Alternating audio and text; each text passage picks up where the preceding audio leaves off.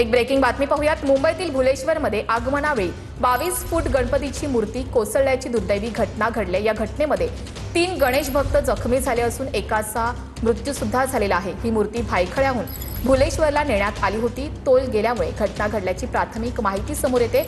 दरम्यान जखमींवर जीटी रुग्णालयामध्ये उपचार सुरू आहेत।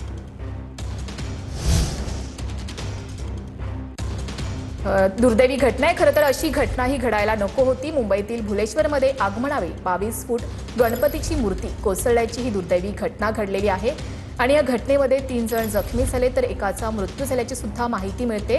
मुंबईत गणपती आगमनावेळी ही मोठी दुर्घटना घडलेली आहे। खरं तर खूप दुःखद घटना आहे, दुर्दैवी घटना आहे। अशी घटना ही घडायला नको होती।